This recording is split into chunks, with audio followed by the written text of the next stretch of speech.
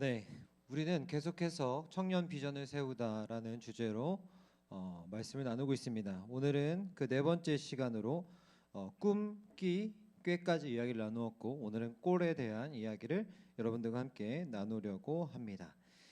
제가 꼴의 사전적 의미를 좀 찾아보니까요, 겉으로 보이는 어떤 모양이나 행태를 뜻하는 단어라고 합니다.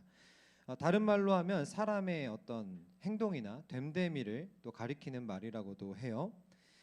그렇습니다. 하나님이 우리에게 비전을 주시고 또 그 비전을 이루어 가도록 우리를 빚어 가실 때 중요한 것 중에 하나가 바로 우리의 꼴, 우리의 됨됨이, 우리의 삶의 방식이다라는 겁니다.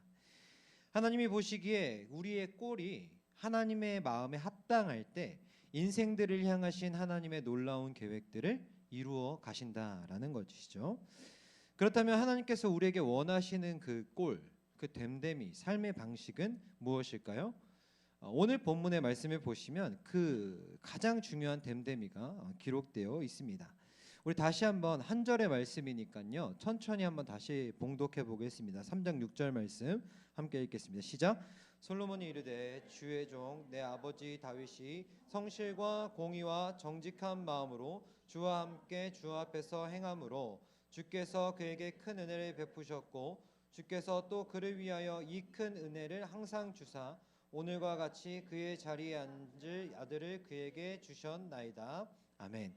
여러분 오늘 본문은요 솔로몬이 자신의 아버지 다윗에 대한 기도를 드리고 있는 것입니다. 이 기도를 보면 다윗이 하나님의 은혜 헤세드라고 하는 하나님의 실패하지 않는 그 사랑을 누릴 수 있는 그 이유가 다윗의 성실함과 공의로움과 정직함이었다라고 말하고 있습니다. 물론 다윗은요 완벽한 사람은 아니었어요. 그가 성실과 공의와 정직의 아이콘이었던 사람은 아니었습니다.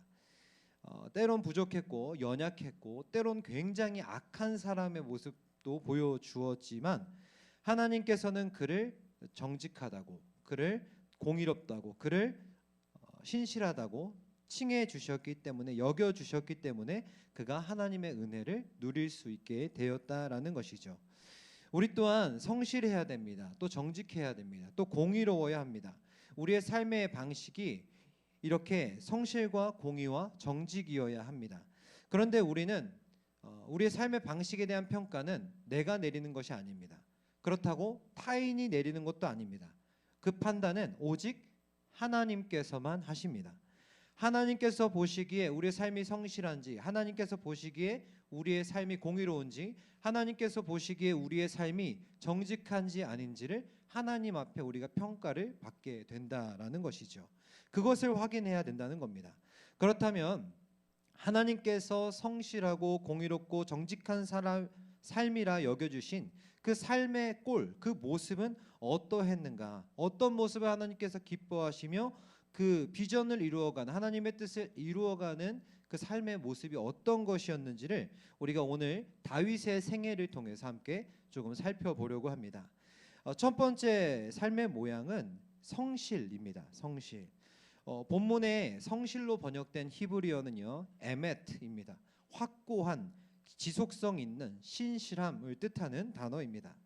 우리는 다윗의 소년 시절의 그 이야기를 통해서 다윗의 성실함을 발견하게 됩니다. 그는 8남매 중에 막내로 태어났어요. 막내로 태어나서 형들은 다 멋진 일을 감당할 때 자기는 냄새나는 양이나 치는 일을 감당하게 되었습니다. 그는 그것도 자신의 양도 아니었어요. 아버지의 양을 치는 일을 하고 있었습니다. 그런데 그럼에도 불구하고 그는 그 양을 치는 일, 하찮아 보이고 작은 일처럼 보이는 그 일에 대한 확고함이 있었습니다. 이것이 하나님께서 나에게 주신 비전이고 나에게 지금 이루어 가라는 하나님의 뜻이라는 것에 대한 확고함이 있었다는 것이죠. 그리고 그것이 어느 정도였냐면 이제 양들을 돌보는 중에 그 고대 근동에는 들짐승들이나 맹수들이 많이 있었단 말이죠. 그러면은 그 들짐승들이 이 양들을 물어갔다는 거예요. 그럼 여러분들은 어떻게 하겠어요? 성경에는 사자나 곰이 와서 양을 물어갔다고 합니다. 여러분들이면 사자나 곰이 와서 양을 물어가면 어떻게 하시겠어요? 물어가나 보다. 뭐 한 마리쯤이야 괜찮지. 내 목숨이 더 중요하지라고 생각하지 않겠습니까? 그런데 다윗은 성경에 기록된 것을 보면 뭐라고 돼 있냐면 그 즉시 쫓아가 그 짐승을 죽이고 그 양을 구해왔다라고 기록하고 있습니다.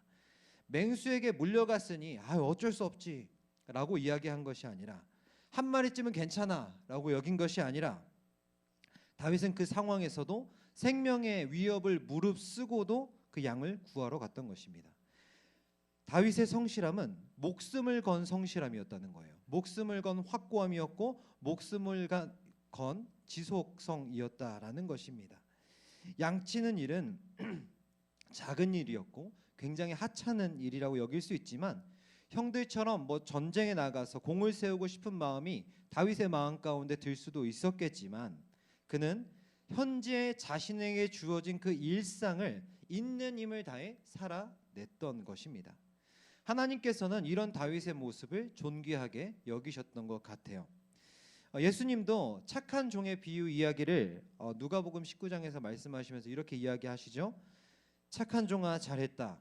네가 작은 일에 신실했으니 10고을을 다스릴 권세를 차지하여라 라고 말입니다. 그렇습니다. 하나님께서 보시기에 이 성실한 사람은 주어진 일이 때때로 보잘것없고 별일 아닌 것으로 그래서 귀찮게 여겨지는 일일지라도 그것을 주어진 일상을 최선을 다해 살아가는 자들이 하나님께서 보시기에 성실한 사람이다라고 성경은 말하고 있는 것입니다. 우리가 그런 사람 되었으면 좋겠습니다. 여러분들이 지금 삶을 살아가고 있는 동안 여러분들이 살아내야 하는 일상의 모습은 무엇입니까? 별로 중요하지 않는 일처럼 여겨지고 때론 귀찮게 여겨지는 일들은 무엇입니까? 반복되는 회사의 업무 또는 학업 또는 취업 준비, 시험입니까? 아니면 부모님과 동료와 친구들과의 관계입니까? 아니면 우리의 신앙의 여정을 돕고 있는 경건 생활입니까? 그것이 무엇이든 그것들이 매일 우리의 삶 가운데 우리가 감당해 나아가야 하는 경건 것이라면 일상의 자리라면 우리가 그 일상의 숙제들을 지속력을 가지고 수행할 수 있게 되길 바랍니다. 그래야 우리 모두가 하나님께서 보시기에 하나님께서 평가하시기에 성실한 사람이라는 그 평가를 받게 되는 것이죠.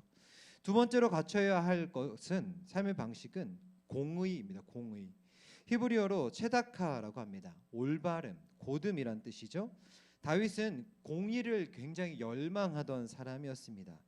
하나님의 공의를 열망한다는 것은 무슨 말입니까? 하나님의 뜻이 자신의 인생과 자신의 삶 가운데 펼쳐지기를 하나님의 통치가 임하기를 열렬히 원하는 것이 하나님의 공의를 열망했다라는 뜻입니다. 우리는 하나님의 그 평가가 이 다윗과 골리앗 싸움에서 있었다는 것을 발견하게 됩니다. 그의 다윗의 공의로움을 이 골리앗과 다윗의 전투에서 발견할 수 있어요. 여러분들 너무나 잘 아시는 이야기죠. 골리앗과 다윗의 전투. 골리앗은 다윗의 장수였습니다. 너무나 기골이 장대했고 강력한 장수였습니다.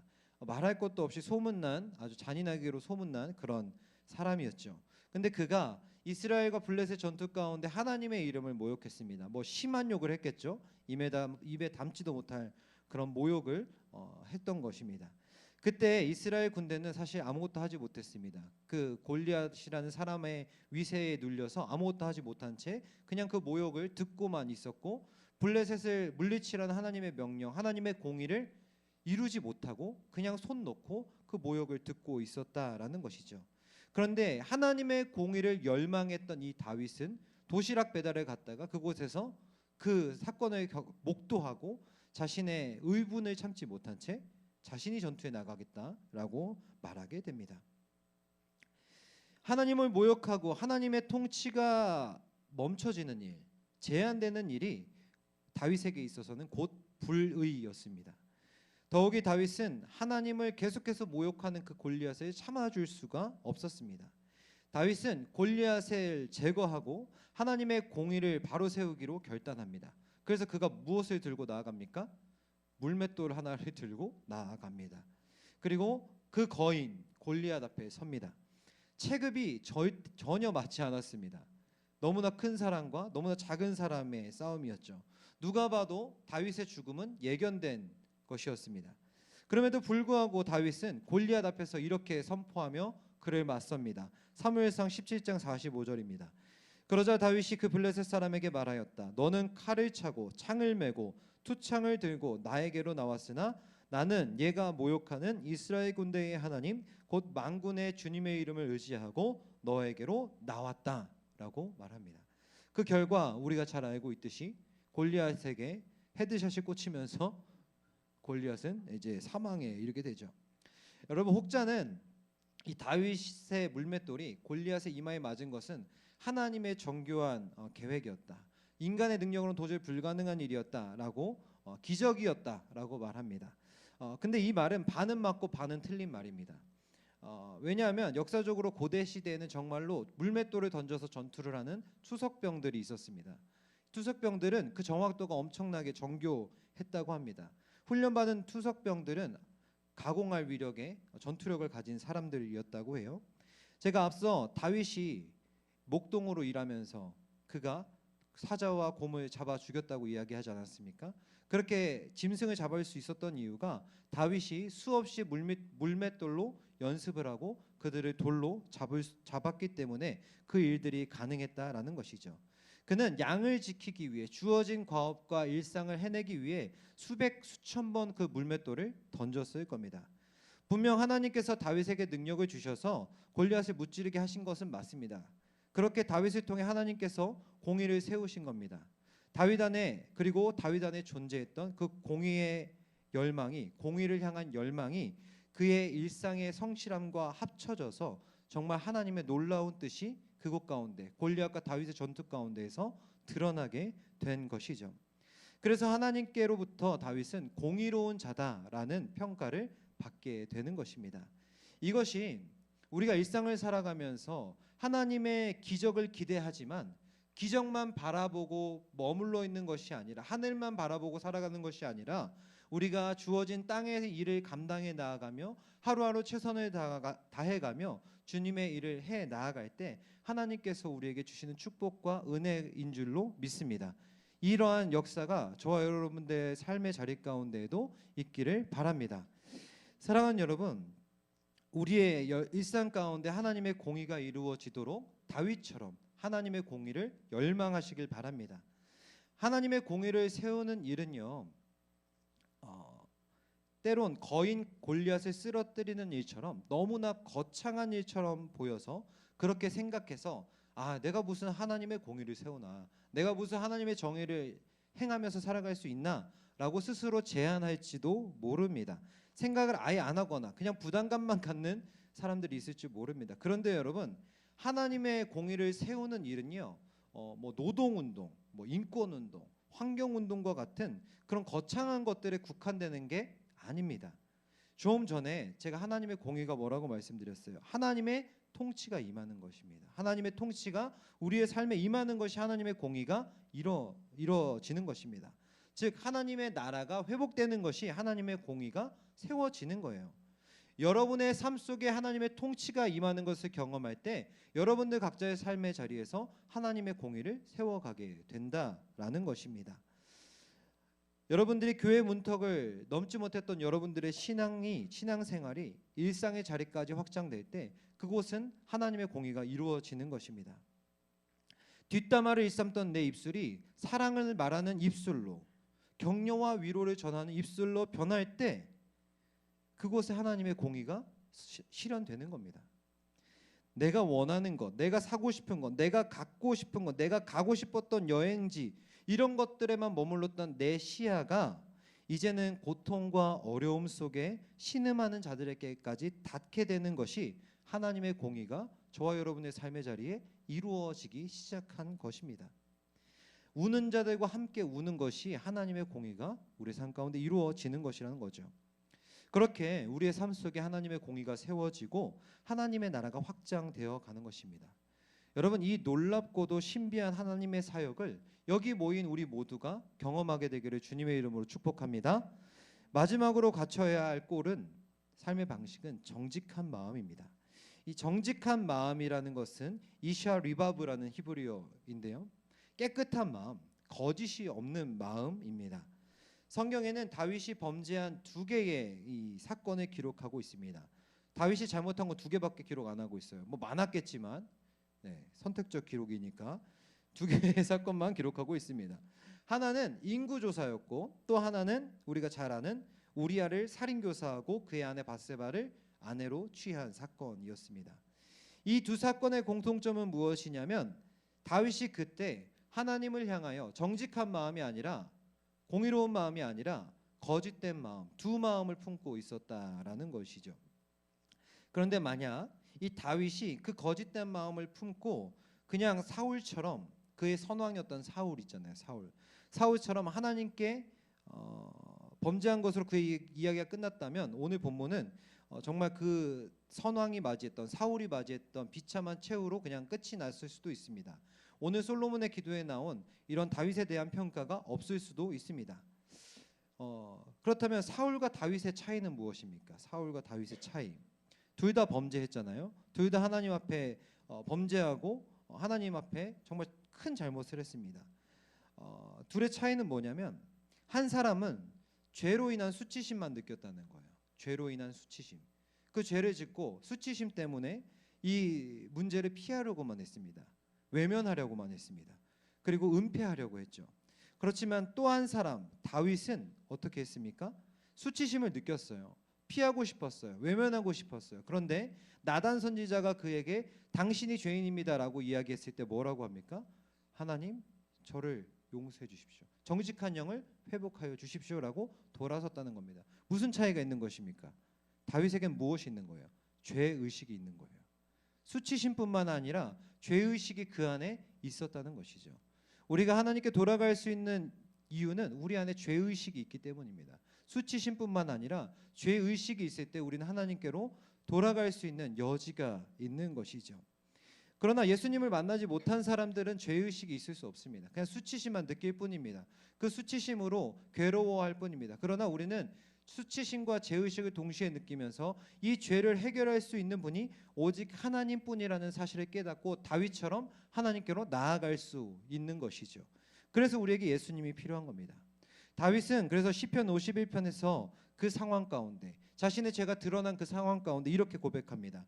하나님이여 내 속에 정한 마음을 창조하시고 내 안에 정직한 영을 새롭게 하소서. 나를 주 앞에서 쫓아내지 마시며 주의 성령을 내게서 거두지 마소서. 주의 구원의 즐거움을 내게 회복시켜 주시고 자원하는 심령을 주사 나를 붙드소서. 이것이 죄의식을 가진 사람의 고백이었다라는 것이죠. 이 말씀은 우리가 잘 아는 찬양 정결한 마음 주시옵소서의 출처가 되는 찬양이기도 합니다. 다윗은 이렇게 했지만 사울은 자신의 죄를 지적당했을 때 수치심에 압도되어 죄를 변명하고 외면하려고 했지만 다윗은 자신의 죄가 드러났을 때 죄를 직면한 것입니다. 그리고 하나님께 자신 안에 다시 한번 정한 마음을 회복하여 주시기를, 창조해 주시기를, 새롭게 해 주시기를 구했다라는 것이죠. 그리고 하나님께서 그 기도에 응답하신 것입니다. 그리고 그를 다시 정직한 마음을 가진 자다라고 평가해 주셨다라는 것입니다. 그리고 사도행전에 가서는 초대교회는 다윗을 하나님의 마음에 합한 자라고까지 평가하고 있습니다. 그렇습니다. 여러분, 정직한 마음이라는 거는요, 단 하나의 흠집도 없는, 한순간의 거짓도 없는 것을 말하는 게 아닙니다. 일편단심, 크리스탈같이 맑고 깨끗한 마음이 아닙니다. 세상에 그런 사람이 어디 있습니까? 세상에 그런 사람 없습니다. 그렇게 어쩌면 여러분, 이 정직한 마음이라는 것은 그럼에도 불구하고의 마음일지 모르겠습니다. 하나님을 향하여, 사람을 향하여 내가 거짓된 마음을 품었지만 그럼에도 불구하고 끝나지 않은 인생의 터널을 걷다가 지쳐 삶을 포기하고 싶은 연약한 마음을 품었지만 그럼에도 불구하고 나를 힘들게 하고 상처를 준 사람들을 향하여 악한 마음과 분을 품었지만 그럼에도 불구하고 우리가 다시 하나님께로 돌아갈 때, 나아가는 그 마음, 다윗의 고백처럼 다시 내 안에 정한 마음, 정직한 마음을 새롭게 해주실 것을 간청하는 그 마음이 바로 하나님께서 기뻐하시는 정직한 마음이다라는 것이죠. 이 시간 우리와 함께 하시는 성령께서 저와 여러분의 마음 가운데 이 정직한 영을 회복시켜 주시기를 소망합니다. 그리하여 우리 모두가 주님의 구원을 기뻐하게 되고 하나님의 붙드심을 경험하게 되고 이것들에 감사할 수 있는 저와 여러분 되기를 주님의 이름으로 축복합니다. 여러분, 성령에 계시된 하나님의 뜻은 분명합니다. 인생들을 향한 하나님의 뜻은 너무나 자명합니다. 지금 주어진 일을, 맡겨진 일을 하나님께서 맡겨주신 일이라고 믿고 그 일을 지속하는 것입니다. 그렇기에 우리의 삶의 자리에서 그렇게 하나님의 나라를 확장해 나아가는 것입니다. 하나님의 공의를 견고하게 세워가는 것입니다. 그러다가 때때로 지쳐 쓰러져 다른 마음을 품을 수도 있고 또 곁길로 갈 수도 있겠죠. 그러나 그때에 하나님께서 우리에게 바라시는 일은 그럼에도 불구하고의 마음을 갖는 것이라는 겁니다. 하나님께 돌아가는 것이라는 겁니다. 이것이 우리 하나님께서 우리에게 바라시는 꼴이고 삶의 방식이다라는 것이죠. 그럼 여러분, 우리가 어떻게 이 성실과 공의와 정직의 마음을 소유할 수 있을까요? 어떻게 합니까 진짜? 여러분, 지름길이 없습니다. 다른 방법이 없습니다. 끝까지 하나님을 주목할 때, 세상을 향했던 시선을 하나님께로 돌릴 때 우리는 그의 성실과 그의 공의와 그의 정직한 마음을 갖게 됩니다. 그렇습니다. 사실 성실과 공의와 정직은 다윗의 성품이 아니에요. 하나님의 성품입니다. 하나님과 시선을 맞추고 하나님의 마음을 우리가 알아갈 때 우리 안에 하나님의 마음이 임하게 되는 것이죠. 그렇다면 우리는 보이지 않는 하나님을 어떻게 볼 수 있습니까? 하나님 보이시는 분 안 보이시죠? 어떻게 볼 수 있어요? 우리는 말씀을 통해, 기도를 통해 하나님을 보게 되는 겁니다. 주어진 일상을 성실과 공의와 정직함으로 살아내기 위해 고군분투할 때 하나님을 볼 수 있습니다. 낮은 자리에서, 섬김의 자리에서, 아픔의 자리에서 하나님의 뜻을 행하며 사랑을 전하며 전도하며 나아갈 때 우리는 그곳에서 하나님을 보게 됩니다. 우리의 모든 시선을 하나님께 드릴 때, 우리의 모든 시선을 하나님께 둘 때 그 시선을 두는 것 자체가 우리의 능력이 되는 줄 믿습니다. 여러분, 제가 이 설교 준비하다가 재밌는 실험을 봤는데요. 신경과학자 제임스 레럴드 박사의 실험이었습니다. 이 박사님이요, 하루는 조교와 함께 이제 캠퍼스를 이렇게 거닐다가 둘러보니까 커플들을 보게 된 거예요. 학교에 CC들을 보니까 허구한 날 손잡고 눈에서 막 꿀이 막 뚝뚝 떨어지는 거예요. 서로 바라보면서. 근데 우리는 보통 그거를 보면 어떤 생각이 듭니까? 부럽다거나 화난다, 둘 중에 하나인데 이 박사님은 확실히 박사님이셨어요. 그러면은 그들을 보면서 이런 생각을 했대요. 저들이 사랑에 빠졌기 때문에 눈에서 꿀이 떨어지면서 서로의 아이 컨택을 지속하는 것일까? 아니면 서로 눈을 자주 바라보면서 또 서로의 시간을 가져가면서 그래서 호감이 생겨서 사랑에 빠진 것일까라는 생각을 했다는 거예요. 그래서 실험을 했습니다. 그 실험의 제목이 이겁니다. 시선과 사랑. 논문의 제목도 있어요. 상호 간의 시선이 낭만적인 사랑의 감정에 미치는 영향입니다. 이 실험은 생전 처음 만나는 남녀가 실험실에서 만납니다. 간단한 인사를 나누고 세 그룹으로 나눴다고 해요. 첫 번째 그룹은 서로의 눈을 계속 쳐다보게 했다고 합니다. 제가 지금 안경을 안 써서 여러분들 눈이 잘 안 보여요. 여러분 다 아름다워 보입니다 지금. 아무튼 그런데 아름답습니다. 이렇게 눈을 봤다는 거예요. 그 두 번째 그룹은 이렇게 눈만 보고 있으면 이상하잖아요. 눈싸움하는 것도 아니고. 그래서 상대방이 눈을 몇 번 깜빡이는지를 세어보라고 했다는 거예요. 그리고 마지막 그룹은 그 상대방의 손을 바라보고 있으라고 했다는 겁니다. 그런데 이제 나와서 서로에 대한 호감도와 매력도를 조사했는데 우리가 예상하는 것처럼 서로의 눈을 바라본 그 그룹이 압도적으로 서로에 대한 호감을 높게 평가했다라는 것입니다.